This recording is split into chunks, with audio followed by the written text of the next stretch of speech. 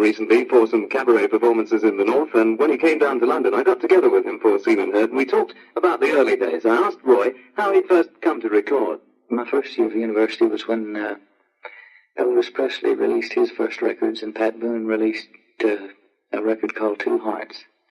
And he was at the same university that I was.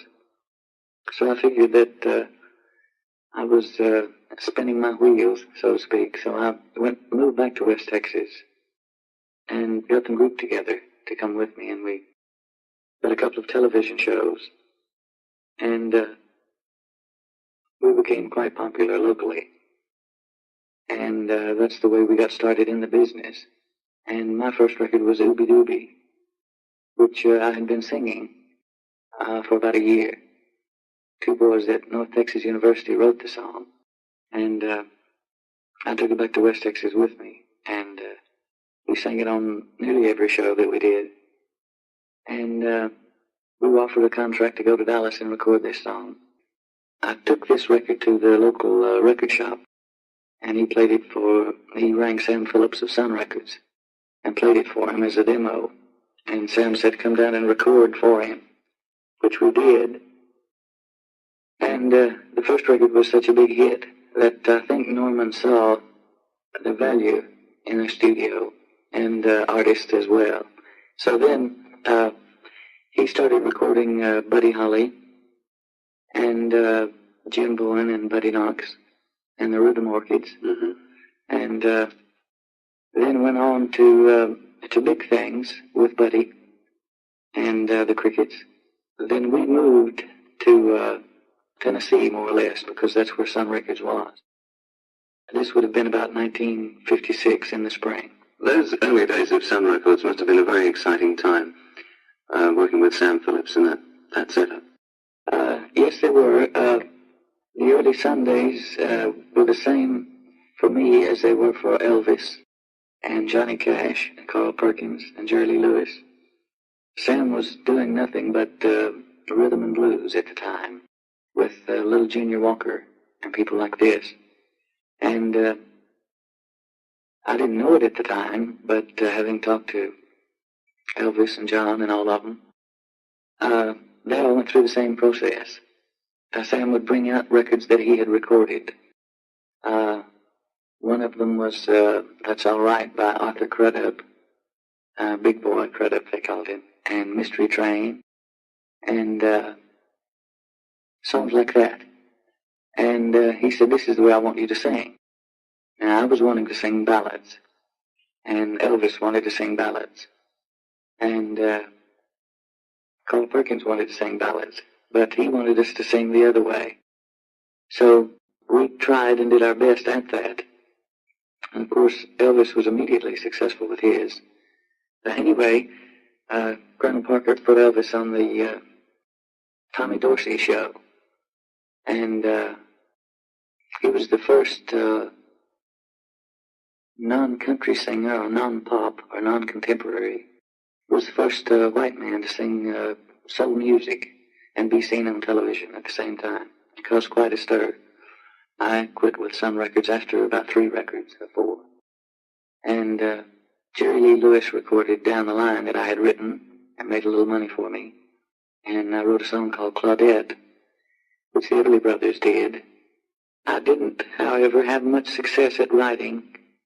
This was in 58 and 59, until a thing called Uptown. I recorded 2 records for RCA Victor in 58, and then I changed to Monument Records in 59 and recorded the song called Uptown, like I said, which went to number 40 in the States. And I set up a song called Only the Lonely. When I got to Nashville, I played the song for Phil Everly. And halfway through, or at the end of it, he said, well, what do you think of this song? And he played me a song he wrote. So I took that to mean that he wasn't interested. So all of a sudden, we decided to take it into the studio ourselves. And after we did record it, well, I thought it was good. And it did go to number 1. And was number 1 in many countries, and was a big, big record. And so then I really knew what success was. Roy, many of the songs that have been the biggest hits for you have been very, very sad songs. And, well, I guess most people know that you've had a lot of sad things happen to you in your life. Do the songs, in fact, reflect what has happened to you? Not necessarily the very traumatic things in my life, but what I considered important at a certain age, for instance, dating and first love and things like that, were very influential on the songs. And since I started with Only the Lonely, I had success with that. I think it's probably a misinterpretations of the songs that I have done, successfully speaking, because in Running Scared, I get the girl, and in Pretty Woman, I get the girl, and in Mean Woman Blues, I've already got the girl, and things like Blue Bayou and Crying. Blue Bayou would be a mythical place, but it is a place that you would want to go home to. It's like going back home. I think probably everybody knows that feeling.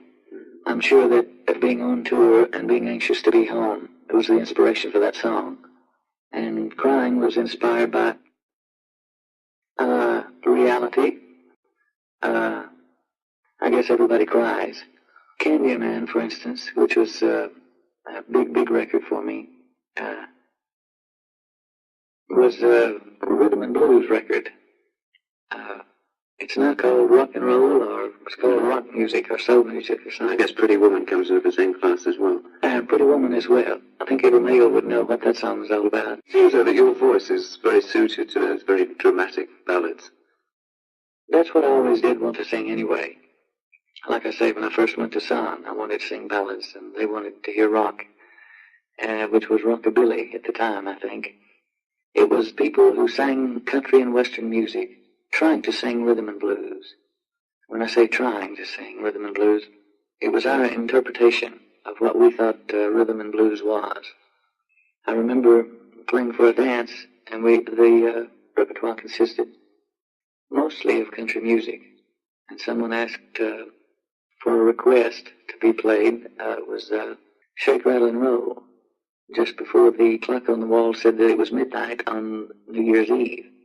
So I went by my watch and we started. I didn't really know the song. I just knew the chorus and one verse. And I started the song prematurely because after we got into it, I saw the clock on the wall and it was about 6 minutes to 12. So we played and played and played, and finally came the new year in. And by that time, I was more or less converted to what I call the backbeat to a song. So the ballads that I do sing have a strong percussion sound, stemming from those days. And the voice sort of progressed unintentionally. For instance, I didn't know what my range was. I wasn't experienced, and I wasn't taught to sing. So I didn't know whether I was a baritone or a tenor or what.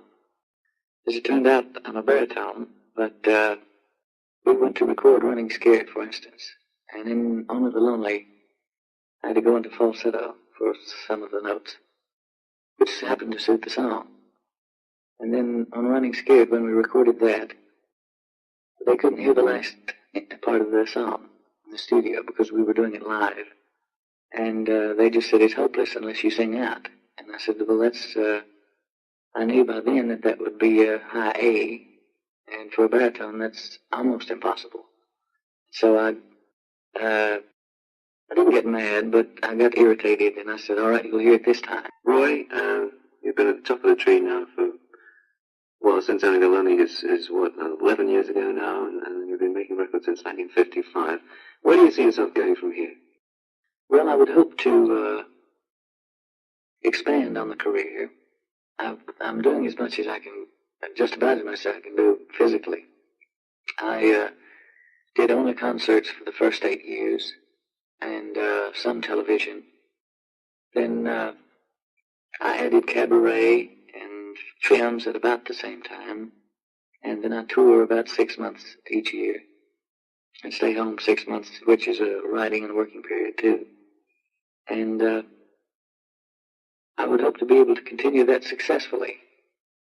And I don't have any unattained goals, except I don't have an Emmy or a Grammy or an Oscar, and I probably need those. Roy, thank you.